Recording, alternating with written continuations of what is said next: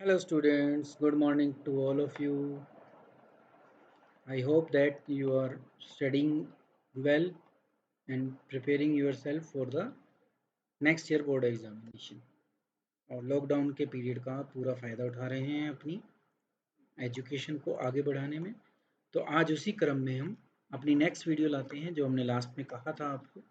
Chapter first चल रहा है हमारा nature and significance of management, और आज का जो हमारा टॉपिक है वो ऑब्जेक्टिव ऑफ मैनेजमेंट है कि मैनेजमेंट के क्या ऑब्जेक्टिव होते हैं, किस लिए मैनेजमेंट को किया जाता है और मैनेजमेंट किसको पाती है, क्या चीज़ वो सेट करती है जिसको वो पाने की कोशिश करती है, वो हम इस वीडियो में सीखेंगे। इससे पहले वाली वीडियो आपने देख ही ली है, तो मैं आशा करता हूँ कि आप अब ऑब्जेक्टिव को समझने के लिए तैयार हैं। तो हम आगे बढ़ते हैं और देखते हैं कि क्या क्या ऑब्जेक्टिव्स होते हैं मैनेजमेंट के। शुरुआत करते हैं। मेन जो ऑब्जेक्टिव हैं वो 3 ऑब्जेक्टिव होते हैं मैनेजमेंट के। तो management seek to achieve certain objective which are the desired result of any activity. जो भी हम काम करते हैं हम चाहते हैं कि उससे कुछ ना कुछ हमें मिले, तो वो ऑब्जेक्टिव के थ्रू हम पाने की कोशिश करते हैं। They must be derived from the basic purpose of the business. तो उनको हम कहाँ से पूरा करेंगे, जो काम के लिए, जिस काम के लिए हम बिजनेस कर रहे हैं उसके थ्रू ही हम उन ऑब्जेक्टिव को पाने की कोशिश करते हैं। तो ऑब्जेक्टिव को इन कैटेगरीज में बांटा गया है। पहला जो है वो ऑर्गेनाइजेशन ऑब्जेक्टिव है, क्योंकि हम कंपनी के लिए काम कर रहे हैं तो सबसे पहले वो अपने ऑब्जेक्टिव बताते हैं कि ऑर्गेनाइजेशन क्यों है। तो ऑर्गेनाइजेशन के ऑब्जेक्टिव को समझना। तो management is responsible for setting and achieving objective for the organisation. तो मैनेजमेंट एक वो पावर होती है एक ऑर्गेनाइजेशन के अंदर जो सेट करती है कि मैनेजमेंट या बिजनेस क्या चाहता है और उनको पाने की कोशिश करती है और पाती भी है। The main objective of any organisation should be to utilise human और material resources to the maximum possible advantage. तो ये हमें सबको पता है कि हम यही चाहते हैं अपने बिजनेस के अंदर कि हमारे पास जो भी रिसोर्सेज हैं, क्योंकि रिसोर्सेज स्क्रैच हैं, अब वो चाहे ह्यूमन रिसोर्सेज हो या मटेरियल रिसोर्सेज हैं, उनकी सबसे बढ़िया यूज़ हमें करना है, उनका उनका सबसे ज़्यादा एडवांटेज हमें लेना है, लेकिन उनका ग्रेटेस्ट यूज़ करना है to fulfil the economic objective of business. तो वो क्या है, अब किस लिए कर रहे हैं हम ये सारा काम, जिससे हम अपने इकोनॉमिक का मतलब पैसे से संबंधित, तो उस ऑब्जेक्टिव को हम प्राप्त कर सकें। वो क्या है, 3 ऑब्जेक्टिव हैं। शुरुआत जो होती है वो सर्वाइवल से होती है। तो पहले हम सर्वाइवल को देख लें। सर्वाइवल का मतलब होता है जीवित रहना। तो ऑर्गेनाइजेशन किस लिए बनी है कि वो एटलीस्ट मार्केट में कंपटीशन के अंदर बन ही रह सके, कम से कम वो इतना तो परफॉर्म कर पाए जिससे वो सरवाइव कर सके, मतलब कि अपनी कॉस्ट को तो कवर कर सके एटलीस्ट। तो management must strive to ensure the survival of the organisation. In order to survive an organisation must earn enough revenue to cover cost. और शुरुआत में जब हम कभी भी बिजनेस करते हैं तो हमारा पहला ऑब्जेक्टिव होता है कि अगर मैं 10 रुपये किसी चीज़ को बनाने में लगा रहा हूँ, उसको लोगों तक पहुँचाने में लगा रहा हूँ, तो एटलीस्ट मुझे 10 तो मिल जाए। तो अगर मुझे 10 मिलेंगे तो मैं सर्वाइव कर पाऊँगा। 10 से नीचे मिलेंगे तो फिर अल्टीमेटली मुझे सोचना पड़ता है और एक दिन फिर बंद भी करना पड़ता है। तो सबसे पहला जो ऑर्गेनाइजेशनल ऑब्जेक्टिव होता है वो सर्वाइवल होता है। दैट्स मीन्स हमें अपनी जो कॉस्ट हम लगा रहे हैं वो मिल जाए रेवेन्यू के माध्यम से। जब हम इसको प्राप्त करने लगते हैं तो हमारा नेक्स्ट आ जाता है प्रॉफिट। उद्देश्य हमारा यही है, मैक्सिमम प्रॉफिट कमाना। तो जब हम सर्वाइवल करने लग जाते हैं तो नेक्स्ट हम देखते हैं कि हम कैसे प्रॉफिट को कमाएं। तो management has to ensure that the organisation make a profit. तो मैनेजमेंट का काम है कि सर्वाइवल हो गया, तो अब ये देखें कि हम प्रॉफिट कैसे कमाएंगे। Profit is essential for covering cost and risk of the business. क्यों जरूरी है कि एक तो कॉस्ट कवर करे जो सर्वाइवल में था, साथ ही साथ जो रिस्क हमने लिया है, जो पैसा हमने इन्वेस्ट किया है बिजनेस के अंदर, उस पैसे से हम अपनी कम से कम, क्योंकि हम जो काम कर रहे हैं वही हमारी जो लाइवलीहुड है उसको जीने की, जीवन तो जीने के लिए जिन चीज़ों की हमें आवश्यकता है वो भी हम बिजनेस से ही कमा रहे हैं। तो इसलिए जो रिस्क हमने लिया है बिजनेस में इन्वेस्ट कर कर, वो रिस्क को हम उससे कमा सकें कुछ, तो इसीलिए प्रॉफिट पर ध्यान दिया जाता है। सर्वाइवल हो गया, प्रॉफिट भी हम कमाने लगे, तो थर्ड आता है ग्रोथ।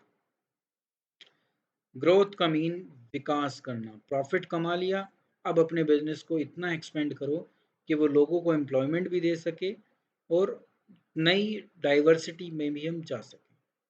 तो ये business need to add its prospect in the long run. मैं लंबे समय तक अगर जीवित रहना चाहता हूँ तो मुझे ग्रोथ की जरूरत पड़ती ही पड़ती है। For this it is important for business to grow. तो हम अपनी बिजनेस का फैलाव करें, विकास कर पाएँ, उसको इतना आगे ले जा सकें कि उससे हमें तो प्रॉफिट हो ही हो, साथ में लोगों को भी रोजगार वगैरह भी मिले। तो बेसिकली अभी तो हम क्योंकि ऑर्गेनाइजेशन की बात कर रहे हैं, तो हम चाहते हैं कि हम अपने बिजनेस को जितना ज़्यादा फैला सकें, जितने बड़े लेवल पर पहुंचा सकें वो करें, वो कहलाता है ग्रोथ। ग्रोथ का मतलब होता है जो एग्जिस्टिंग लेवल है हम उससे ऊपर चलते जाएं। अगर मैं इस साल 1 करोड़ की सेल कर पा रहा हूँ तो नेक्स्ट ईयर मैं 2 करोड़ करूँ, फिर और ऊपर, फिर मैं नए प्रोडक्ट में जाऊँ, तो अपने बिजनेस को ग्रो करता रहूँ, ये कहलाता है विकास। तो 3 ऑब्जेक्टिव होते हैं हमारे ऑर्गेनाइजेशन ऑब्जेक्टिव में, जो तीनों इकोनॉमिक पॉइंट ऑफ व्यू से ही हैं। पहले सर्वाइव करो, फिर प्रॉफिट कमाओ और फिर ग्रोथ करो। नेक्स्ट पर चलते हैं हम। नेक्स्ट ऑब्जेक्टिव जो आता है वो आता है सोशल ऑब्जेक्टिव। क्योंकि देखो समाज में रहकर, समाज के लोगों के साथ मिलकर, समाज में ही चीज़ों को बेचा जा रहा है, तो इसलिए समाज के प्रति हमारी कुछ ऑब्जेक्टिव या कुछ रिस्पॉन्सिबिलिटी बनती है। It involve the creation of the benefit for the society. हम समाज को क्या दे पा रहे हैं as a part of society, क्योंकि हम समाज के एक हिस्सा हैं। Every organisation whether it is a business और non business has a social obligation to fulfil. तो हमारी सबकी उत्तरदायित्व बनता है कि हम समाज के लिए कुछ करें। क्या करते हैं हम, देखिए, this include using environment friendly method of production. हम ऐसे मेथड को यूज़ कर सकें जो एनवायरनमेंट फ्रेंडली हो, पॉल्यूशन ना फैले उससे, एम्प्लॉयमेंट अपॉर्चुनिटी दे पाएँ सभी लोगों को, स्पेशली उनको जो डिसएडवांटेज ग्रुप ऑफ सोसाइटी है उनको, और providing basic amenities like schools and creche to employees. तो हम ऐसी फैसिलिटी वो ऐसी चीज़ें भी लोगों तक पहुंचा पाएँ। ठीक है, तो ये हमारा सोशल ऑब्जेक्टिव है। इसके लिए हम दान देते हैं, डोनेशन देते हैं। आजकल 10% सोशल रिस्पॉन्सिबिलिटी पर हमें खर्च करना ही पड़ रहा है। तो पहले भी हम करते थे, ऐसा नहीं था कि बिजनेस पहले से भी अपनी सोशल रिस्पॉन्सिबिलिटी को पूरा करते हैं। तो ये था हमारा सोशल ऑब्जेक्टिव, जिसमें हम एनवायरनमेंट फ्रेंडली मेथड यूज़ कर रहे हैं, एम्प्लॉयमेंट अपॉर्चुनिटीज़ दे रहे हैं disadvantage section of the society को, और बेसिक एमिनिटीज़ भी प्रोवाइड कर रहे हैं, चाहे वो स्कूल के रूप में हो, क्रैचे के रूप में हो, अपने एम्प्लॉयज़ को।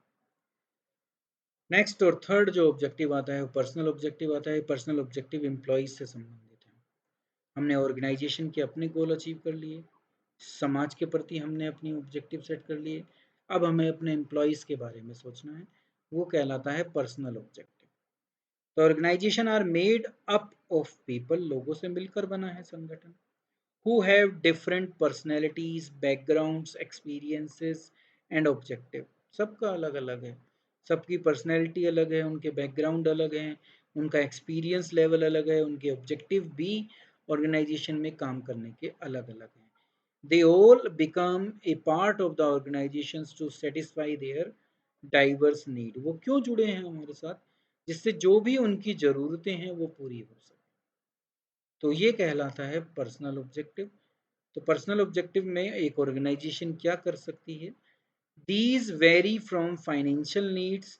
तो इसमें क्या आता है, एक फाइनेंशियल नीड्स तो आती है, जैसे कॉम्पिटिटिव सैलरी हम अपने एम्प्लॉयज़ को दे पाएँ। एक पर्क्स, उनको पर्क का मतलब होता है एडिशनल जो बेनिफिट्स होते हैं वो। उनकी सोशल नीड्स जैसे प्रमोशन, रिकॉग्निशन, स्टेटस ये सब दे सकें। आ गया ना पीयर रिकॉग्निशन, पीयर में रिकॉग्निशन मिले। पीयर का मतलब जो हमारे साथ एम्प्लॉयज़ हैं उनके उनमें हमें रिकॉग्नाइज़ किया करें कि हम भी एक इस कंपनी के एक रिस्पेक्टेड एम्प्लॉई हैं। एंड हायर लेवल नीड उसमें वही आ जाता है स्टेटस वगैरह। तो वो सब अचीव करने के लिए ही मैं उस कंपनी से जुड़ा हूँ। तो ऑर्गेनाइजेशन का या मैनेजमेंट का ये भी ऑब्जेक्टिव है कि कैसे हम अपने एम्प्लॉयज़ के पर्सनल ऑब्जेक्टिव को फुलफिल कर सकें, जिससे उनकी पर्सनल ग्रोथ हो सके और डेवलपमेंट हो सके। तो पर्सनल ऑब्जेक्टिव एम्प्लॉयज़ से संबंधित हैं, सोशल ऑब्जेक्टिव समाज से संबंधित हैं।